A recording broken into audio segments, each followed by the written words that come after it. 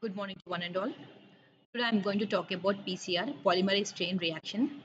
So I just want to define what is PCR and what are the different steps of PCR, where we are going to know the PCR, study the PCR, right?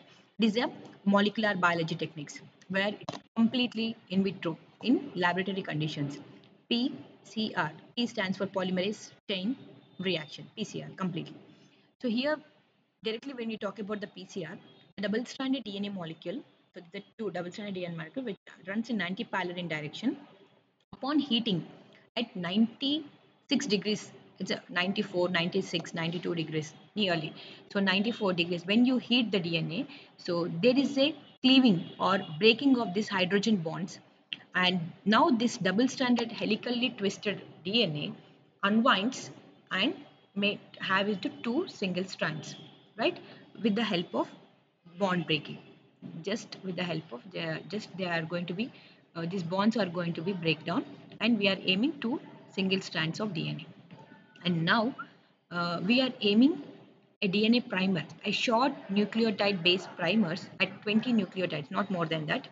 So this short nucleotide primers, generally we have to add in the forward region and the backward region. Forward primer and the reverse primer for synthesizing the strand in the forward direction as well as the reverse direction. So this step here is called as primer annealing, or else annealing, where we are going to cool down the temperature from 94 degrees centigrade to 50 or sometimes 55 degrees to 60 degrees centigrade, and we are allowing the temperature cool down, and now this primer joins the single strands and they go for synthesizing with the help of an enzyme called as DNA polymerase. And here we use one more enzyme called as TOC polymerase, thermoaquifilus, where this final step of PCR is called as renaturation or elongation or extension. They have multiple names again. So this extension mechanism generally talks about synthesizing the new daughter strands to the original parental strands. So finally, from a single pair of double-stranded DNA. So this is a one double-stranded DNA. We are aiming 2 DS, that is double-stranded DNA by the end. So we can repeat these steps for multiple times in order to aim multiple number of copies. Same concept. When we have a original document of a document paper, so how we are making the Xerox copies in multiple fashion, in infinite number. In the same way, we have a small amount of DNA sample with us. In order to run the what is the main motto of PCR is we can have multiple number of amplicons of this single species, the sample one. We'll have multiple numbers, nearly some thousands, 10,000s, some millions of copies we can produce within no time. Why? Because if we do the experiment, we are going to wind up this DNA sample. And again, for further studies, there is no DNA sample with us. In order to overcome such kind of problems, we have a technique here, laboratory technique called as PCR. This was first identified by Carey Mullis, and he also received Nobel Prize for his contribution, and again in the fields of molecular biology and the genetics. Next, nowadays it is very a common tool for used in the medical as well as the biological research areas, and we have different types of PCRs regularly we are using nowadays. And so Carey Mullis, he's an American biochemist, so he was awarded a Nobel Prize for his work and in the field of molecular biology and the genetics. And here this PCR, polymerase chain reaction, is a nucleic acid amplification technique. The process here, how we are having the number of amplicons, right? The process completely talks about amplification, and the one which you are aiming here called as amplicons. You can take DNA sample, RNA sample. So this can be done in vitro, in laboratory. That should with the help of enzymes like TOC polymerase enzyme and DNA polymerase enzyme. So if we talk in detailed steps of PCR, just I'm confining the steps. Here we have three different steps, right? Denaturation, annealing, extinction. So criteria of understanding denaturation, annealing, and extinction.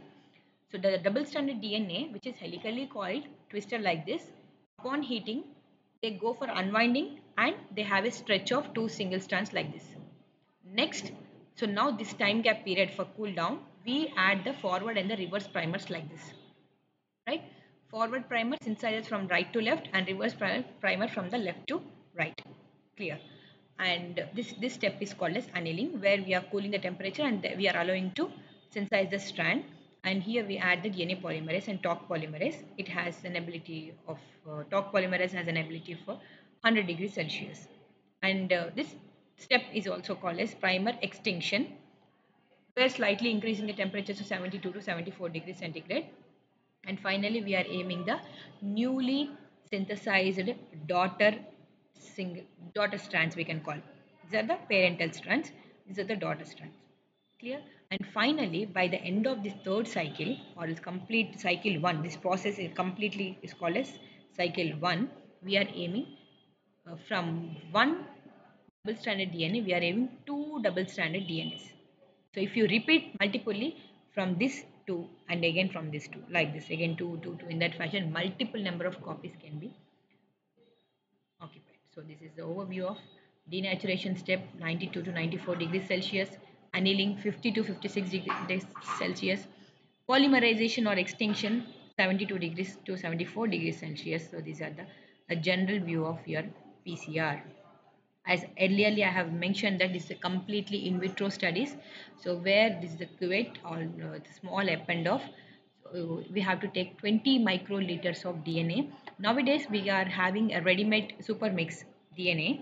But if you want to isolate the DNA, let's isolate the DNA and add here, add the primer, add DNTPs, dinucleotide triphosphates like D, ATP, GTP, CTP and TTP, and the DNA polymerase enzyme. Clear?